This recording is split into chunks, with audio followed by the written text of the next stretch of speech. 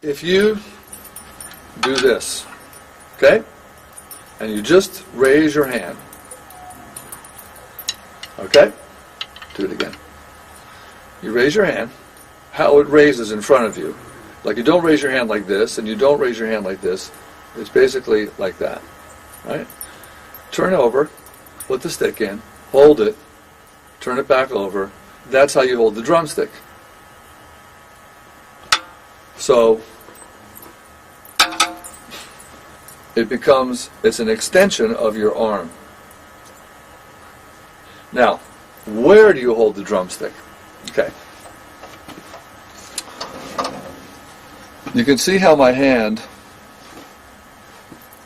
is not like this. Now, forgive me, but I've heard that this is called the German timpani grip. My hand is not like this, which we would call French timpani grip. The hand is in the middle, because when you raise your arm, that's where your hand goes. Now, I'm holding the stick here, third finger. I hold it, and then I guide it, thumb and forefinger. Okay, you squeeze up towards your palm to hold the stick, and you squeeze between your thumb, the flat of your thumb, and the first knuckle of your forefinger. So you squeeze here. That's it. Now, there's so much more to tell you. You have to feel the weight of the stick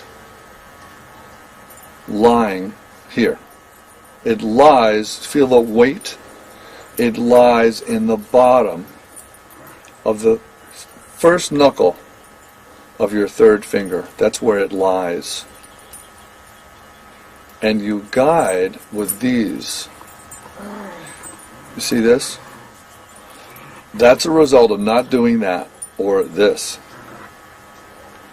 If I squeeze up toward the palm of my hand with my middle finger, and if I'm continually holding the pressure right here in front, the stick goes up and down, and I'm seeing my fingers move as well. This, see that angle? Becomes that. You follow? So it's not like this, it's like that. As you move the stick up and down, you have to maintain the pressure between your thumb and forefinger and up toward the palm of your hand. So in essence, you're just doing this. Because the stick is here, it moves. Obvious, right? The flat of my thumb. Remember we talked about that? See, it's not there. I can feel it. It has to be there. The flat. Once you start doing this, then this happens. You know what I mean? You got to squeeze between, right down in the middle of this thumb, right to that finger. And you've got to maintain that squeeze.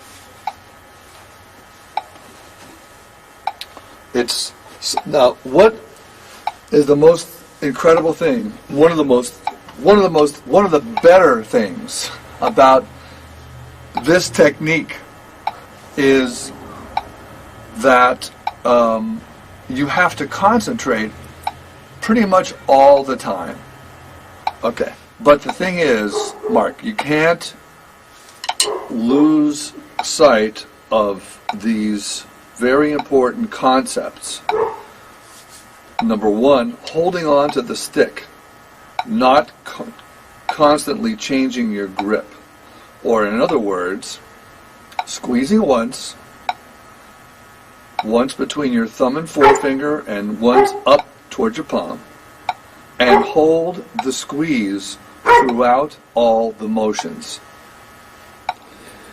You can see. Now, with Richard, they never touch the stick. these fingers never touch the stick. With Murray, they could touch, but you see where you're holding the stick? If they pull, then the stick is gone from what we're trying to do here.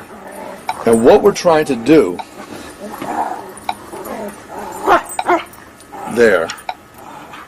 here, is develop what we're calling a fulcrum. It's the point over which we can make or have this lever change force or direction. And you see I'm not moving my wrist now because I'm using this fulcrum. The stick lies in here. See that finger? The third finger. That's the one that's very important. Extremely important. A lot of the times what happens, and what will happen, is that you'll think it's here, you'll be like that. Then my job is to say, okay, turn your hand over, and I'll point out to you where the stick is actually there, not here. We're talking about the first knuckle of the third finger, right? There. And the stick lies in that knuckle, in the bottom of the knuckle. You have to feel the weight of the stick all the time, at any tempo. And the reason why that's important is because if you don't feel the weight of the stick exactly where it's supposed to be, then it's not there. Well, then there's more of a chance for it not to be there. You'll be like this, or you'll be like that, or you'll be like this, or something. You understand what I mean? A lot of people ask, where should this stick go? Should it be here? Should it be here? Now, this is what I was taught. There's a bone here, and the stick is just to the outside of that bone. So, you can see that the stick, when it's there, becomes an extension of your arm. See that? If I had the stick here in the middle of your hand, then look, it doesn't. It's that way. If I had the stick out here, you see? But if I have it in the correct place, see? If it was over here, look. In the middle, look at this, look at the stick. And if it's way over here, but if it's in the middle, just to the outside of this bone, that works. And look, put your hands by your side and lift the stick. I'm not doing anything. If I was going to do something to turn my wrist to where my palm face downward, I'd have to do that. Or to make my thumb go up, I have to do that. But if I just let my hand rest here, this is what I get. Well, there's three things, not necessarily in order, but you have to listen to what you're playing. That's why there's a sound here that's bothering me, because I want to be able to hear that each stick sounds the same as the next and the one before it. Each stroke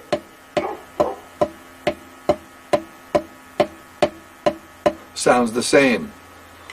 Listen to what you're doing. Watch what you're doing. Watch. Watch your fingers. Watch the flat of your thumb as it slips down here. It's the flat. Watch this, that it doesn't get like that, because when you're like that, it's gone from here. It's like now you're holding it like this. You follow? Watch. You're playing matched grip. Okay, so listen and watch.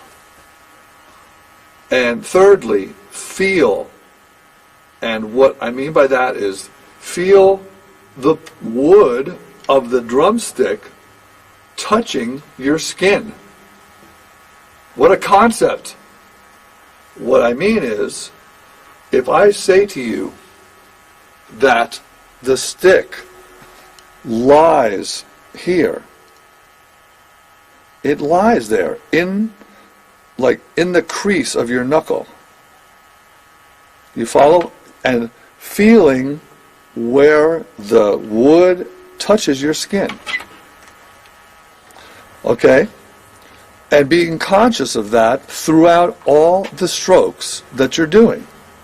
Now look, that's 3 things. If you can do one of those, then you are paying attention. And I've found that it takes a lot to take your attention away.